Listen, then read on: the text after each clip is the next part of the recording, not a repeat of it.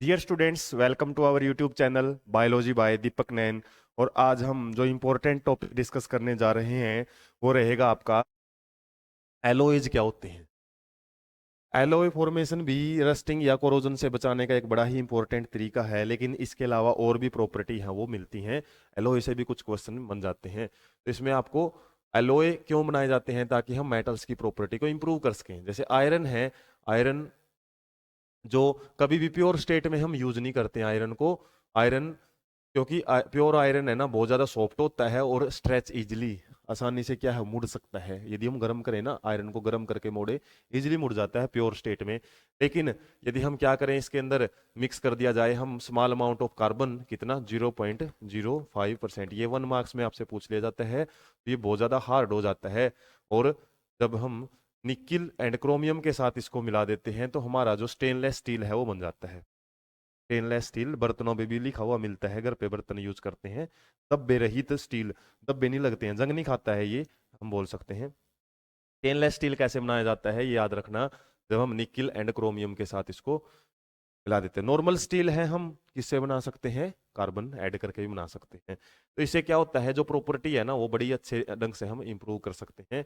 LOA क्या होता है आपका, एलओए की डेफिनेशन पूछी जाती है, होमोजीनियस मिक्सचर टू और मोर मेटल, दो से ज्यादा मेटल्स को मिला सकते हैं या फिर एक मेटल और नॉन मेटल को भी मिला सकते हैं। और इसको प्रिपेयर कैसे करते हैं, पहले मेल्ट किया जाता है प्राइमरी मेटल को, जो मेन मेटल है। जैसे हमने आयरन के अंदर है ना, आयरन के अंदर क्या क्या मिलाया था, क्रोमियम एंड दूसरा निकिल मिलाया है ना। तो इनको हम क्या करेंगे, पहले आयरन को गर्म करेंगे और उसके बाद क्या है डिजोल्व कर दी जाती है दूसरे एलिमेंट्स को डेफिनेट प्रोपोर्शंस में, फिक्स प्रोपोर्शन में मिलाया जाता है। तभी उस प्रोपोर्शन मतलब अनुपात में हिस्सों में मिलाते हैं, एकदम से मिलाएंगे तो उससे भी हो सकता है हमारा एलोय बढ़िया तरीके से क्या ढंग से तैयार ना हो। और उसके बाद में क्या कर दिया जाता है, कूल कर दिया जाता है। तो ऐसे पूछ ले जाते हैं एलोय कैसे बनाया जाता है, एक नंबर में कंफ्यूज हो जाओगे आपकी, ये क्वेश्चन तो आउट ऑफ द सिलेबस आ चुका है, लेकिन ये दो बातें यहाँ पे लिखी भी हुई हैं। तो एनसीईआरटी की हर लाइन आपके लिए इंपॉर्टेंट हो जाती है, क्वेश्चन इन्हीं में से बना बना के पूछे जाते हैं।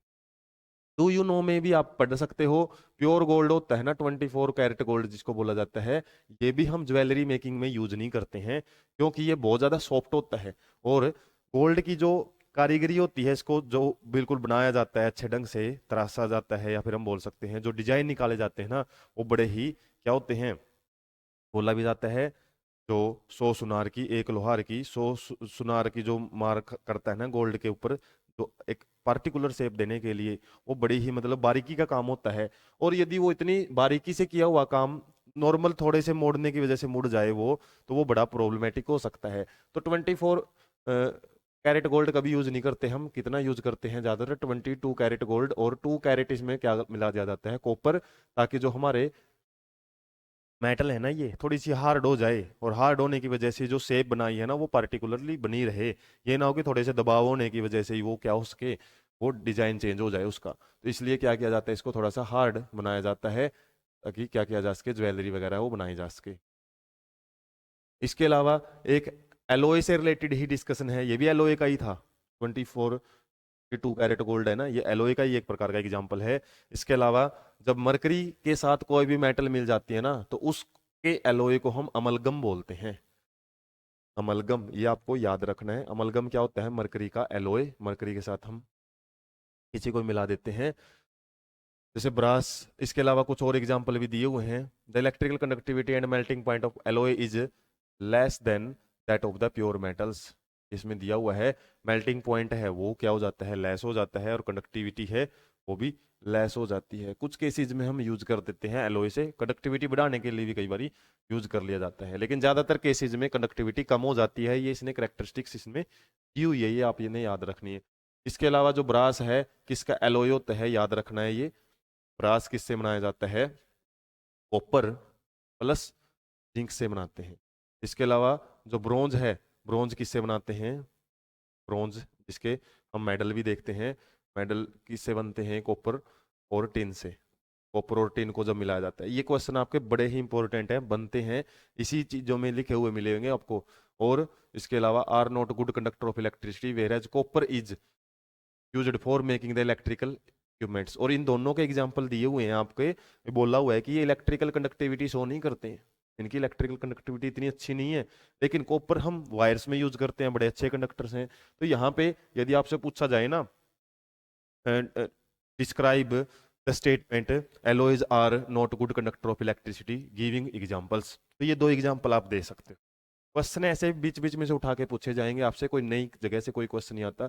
इसके अलावा सोल्डर, एक और एग्जांपल दे दिया इसने। सोल्डर एक एलोय है किसका, लेड एंड टीन का। लेड एंड टीन, इनकी क्या है ये सिंबल हैं लेड और टीन के। Has low melting point and is used for welding electrical wires together. Solder भी तो करवाते हैं ना सोल्डर। सोल्डर क्या होती है, जैसे कई बार देखा हो आपने, एक छोटी सी वायर होती है वाइट वाइट कलर की, और जब सोल्डरिंग करते हैं या फिर वायर्स को चिपकाते हैं आपस में वाइट उसे सिल्वरी कलर से, तो वो सोल्डरिंग होता है। सोल्डरिंग बड़ा ही कॉमन नेम है, ज़्यादातर हम जैसे मोबाइल फ़ोन वगैरह में जाके देखते हैं, वहाँ पे जो वायरिंग वगैरह शॉर्ट सर्किट्स वगैरह जो जोड़े जाते हैं, छोटे छोटे सर्किट्स वायर्स को सोल्डरिंग से किए जाते हैं। तो सोल्डर का भी याद रखना आपने, पीबी और एसएन, लेड और टिन का क्या होता है, ये आपका एलोय होता है सोल्डर। इसमें यूज किया जाता है वेल्डिंग वगैरह में। ब्रास वगैरह बर्तन भी मिलते हैं इसके, पित्तल के बर्तन जो यूज करते हैं, ब्रोंज के मेडल वगैरह भी होते हैं। इलेक्ट्रिकल कंडक्टिविटी इनकी नहीं होती है। इसके अलावा एक मोर टू नो में आपको बताया हुआ है, हमारे इंडिया की एक कारीगरी है जिसके अंदर क्या है, आयरन पिलर है जो दिल्ली के अंदर है, उसके ऊपर जंग नहीं लगा है। और इसके बारे में थोड़ा सा आइडिया दिया हुआ है, कुतुब मीनार के पास है ये, न्यू दिल्ली में। और हम बोल सकते हैं 1600 यस एगो इसको बनाया गया था वर्कर्स ऑफ इंडिया के द्वारा। और उन्होंने एक ऐसी प्रोसेस को डेवलप किया था जिससे कि हमारा जो आयरन है वो रस्टिंग से बच सकता था। और इस क्वालिटी की वजह से क्या है, रस्ट रेजिस्टेंस होने की वजह से it has been examined by the scientist from all parts of the world. अलग अलग जगह से बहुत सारे साइंटिस्ट ने इसको डिस्कवर मतलब रिसर्च करके देखा कि इसके ऊपर जंग क्यों नहीं लग रहा, इतने साल पहले बना हुआ है ये।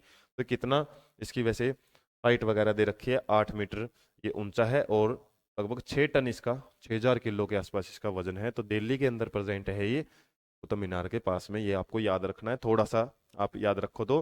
हालांकि ये आपका आयरन पिलर किसका है, एक प्रकार का एलोई है इसमें। एलोय मतलब मेटल्स के प्रोपोर्शन को इस तरीके से मिक्स किया हुआ है कि हमारा जो आयरन है ना वो जंग नहीं खाता है। एलॉयज की प्रॉपर्टी हमने देख ली है। एलॉय की प्रॉपर्टी पूछे तो ये मेटल्स को हार्ड बनाता है। इलेक्ट्रिकल कंडक्टिविटी यदि हमको कम करनी है उसके लिए भी यूज करते हैं। इसके अलावा मेल्टिंग पॉइंट वगैरह है वो कम भी कर सकते हैं और ज़्यादा भी कर सकते हैं, सख्त भी बना सकते हैं। तो इस तरीके से आपको प्रॉपर्टीज है वो याद रखनी है।